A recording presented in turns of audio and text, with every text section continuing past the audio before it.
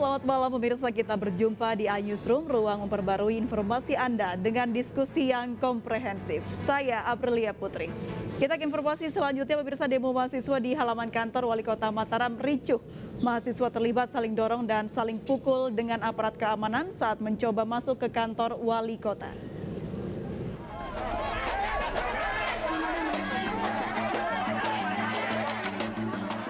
Sejumlah mahasiswa yang tergabung dalam Kesatuan Aksi Mahasiswa Muslim Indonesia atau KAMI NTB terlibat saling pukul dengan aparat. Mahasiswa ini emosi karena tak kunjung ditemui Wali Kota Mataram. Padahal mahasiswa mengaku sudah 2 kali melayangkan surat untuk audiensi.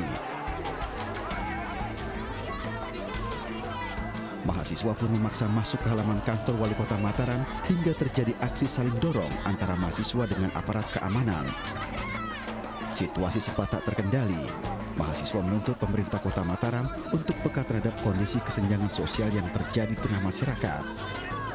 Demonstrasi ini bertepatan dengan Hari Jadi Kota Mataram ke-28.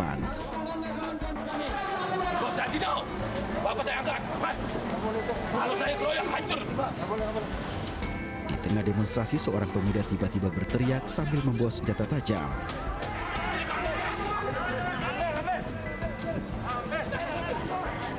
Saat didekati polisi, pemuda ini malah menantang dan terus berteriak. Polisi pun langsung menangkap dan menyita senjata tajam yang dibawa pelaku. Ratusan warga rela berdesak-desakan berebut pembagian sembako saat kunjungan Presiden Joko Widodo ke Cirebon, Jawa Barat. Meski terjepit dan terjatuh, seorang wanita hamil tidak juga mendapatkan sembako.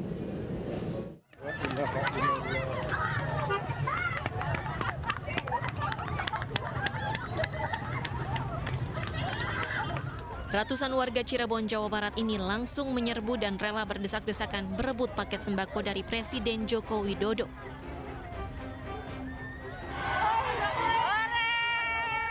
Tidak hanya menunggu paket sembako, warga juga ingin melihat dari dekat kedatangan Presiden Jokowi. Bahkan rela menunggu sejak pagi hari.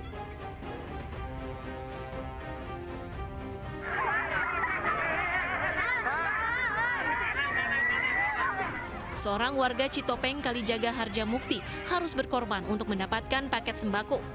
Meski tengah hamil 4 bulan tanpa memikirkan usia kandungan dan keselamatan janinnya, ia terjatuh dan terjepit saat berebutan paket sembako.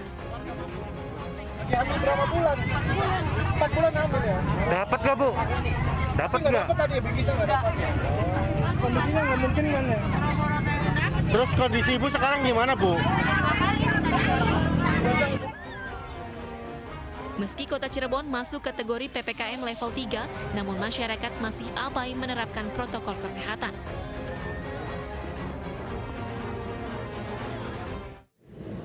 Anggota DPRD asal PDI Perjuangan sedang jadi perbincangan karena kerumunan di acara hajatan pernikahannya. Polisi mengaku sudah meminta acara hiburan tidak digelar, tapi panitia tak mengindahkan.